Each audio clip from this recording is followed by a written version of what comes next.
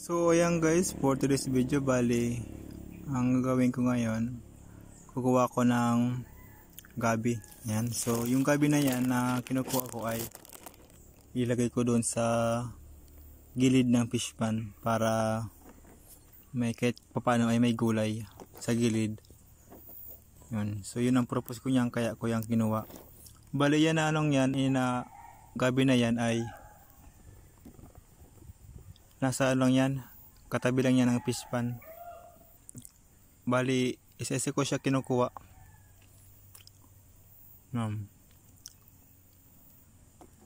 Pagkatapos ko niya makuha lahat, ay hindi ko naman yan maubos kasi marami yan mga konti lang ang makuha ko dyan. Baka mga 20 peraso, sa tingin ko 20 peraso yan yung kukunin ko lang kasi kasya na yun sa tingin ko. Yan, so isa-isa lang kasi nga medyo yan hindi naman yan yung kumpulan watak-watak kasi yan yung gabi na yan. So ang gabi na yan ay hindi ko naman yan tanim dyan, bali nakita ko lang dyan sa gitna ng madamo. So kukunin ko yan kasi sayang naman yan So try lang natin na itanim doon sa may gilid ng fish pan. Kung okay naman yan, di pwede naman yan mapakinabangan, magulay-gulay yun. So basta importante sa akin, itanim ko sa gilid ng fish pan. So kung masarap yan o may yan, kung hindi naman yan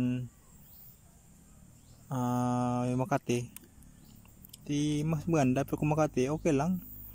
Importante may dyan, mayroong gulay sa gilid. Yun lang kasi ang ko dyan, ang purpose dyan malagyan ng mga gulay sa gilid tulad ng gabi na yan. So yung gabi ay pwede yan sa fish pan kasi may tubig yan kailangan kasi ng gabi may tubig. So sa tingin ko pwede naman dyan, mabuhay naman sa may gilid. Konti lang muna para matry ko kung makasya na yan. Tingin ko mga 20 peraso, ganun, pa 20 yan.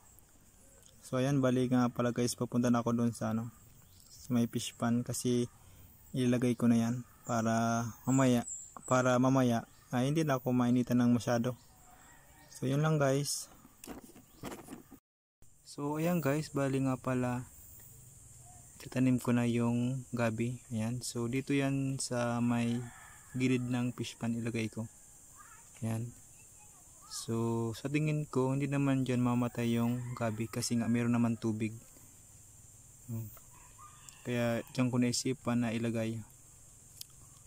Kasi kapag tumas yung tubig, doon na lang siya sa tingin ko ay maaabot. Pero yan, devil naman yan, hindi na yan tataas pa yung tubig na yan. So tamang tama lang yung lagay ko na nasa taas talaga ng konti. So yun, kung hindi naman yan mabuhay, okay lang. Importante ay tinanim ko dyan. So hindi naman masyado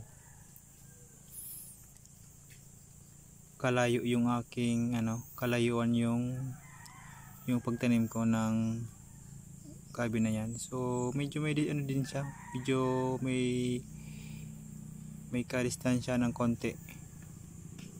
Yan. Pero okay na yan, sa tingin ko lang mga 20 abot na yan sa may dulo yung 20 peraso. So ngayon medyo may init na nga pala guys kasi nga tirik na rin yung araw niyan yung pagtanim ko.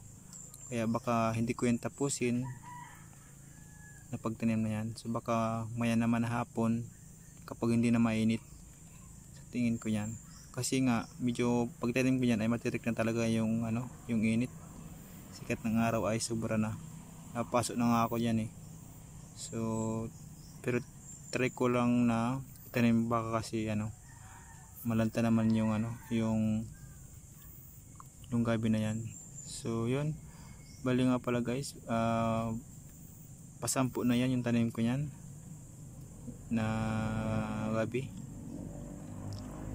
So okay lang yan, kung hindi naman yan mabuhay dyan, okay lang yan kasi sa distansyang yan ay sa tingin ko meron dyan na mabuhay kahit paano, kasi medyo malapit-lapit yan ng konti.